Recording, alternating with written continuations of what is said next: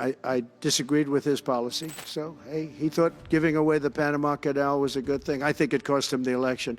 That and the hostages. I didn't want to bring up the Panama Canal because of Jimmy Carter's death. People don't bring it up, but, you and other people have asked me about it. No, it's a deal that I was very strongly against. I was a young guy when this took place, but just why would we spend all of that money, lose 38,000 people to malaria, the mosquito?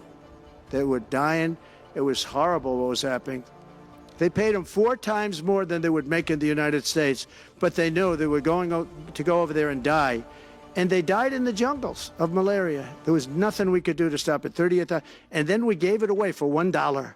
Now, you have to understand, for immigration and for the wall, we won the case on the wall. They tried to sell the wall for 5 cents on the dollar, by the way. We had, fortunately, a judge that stopped that, but they were already discarding the wall.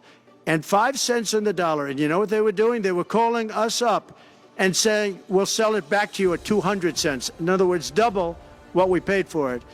So they were going to buy it from this guy for 5 cents on the dollar. They were making deals.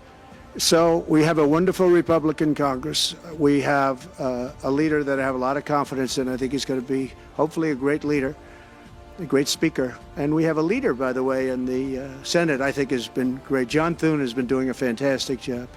But it goes through the House first. And the question is whether or not we do the 2 bills or 1 bill. And, look, I can live either way. I like the idea of the one big bill, but I can live either way.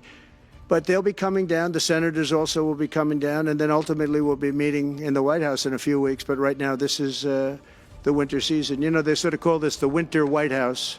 It was built, I don't know if you know this, Marjorie Meriwether Post and E.F. Hutton built this. It was the greatest of all the estates in our country. And I saved it, and I got a lot of credit for saving it. Most of these big, great houses have been knocked down in Palm Beach, just about all of them, actually. And you'd build 10 mansions on one site, but we saved it. But this was built as the Southern White House, and she gave it to the government. And by the way, Jimmy Carter gave it back. He said it's too expensive for the United States. So I didn't realize that. Real quick, I was just told. Actually, Jimmy Carter, Nixon was through Watergate. He came down. Nixon came here once, and he thought it was incredible. But he had a thing called Watergate, if anybody remembers that. And so he had other things on his mind, to put it mildly. And Jimmy Carter felt that it was too extravagant for the country. So we're going to add another 200. That would have been up in 3 weeks. And then we had a very unfortunate election result. And they said, we don't want to put it up. We'll sell it. And they started selling it for 5 cents on the dollar. What a second.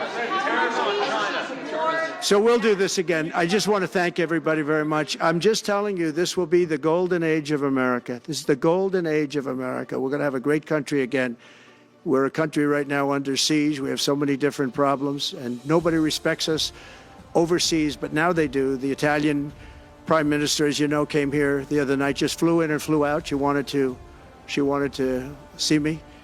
And great respect is being shown. When I went to the cathedral in France, great respect was shown by the prime minister, the president, by everybody. France was, and by the way, I have to say they did a great job in the cathedral. But great respect is being shown to our country again. Thank you very much.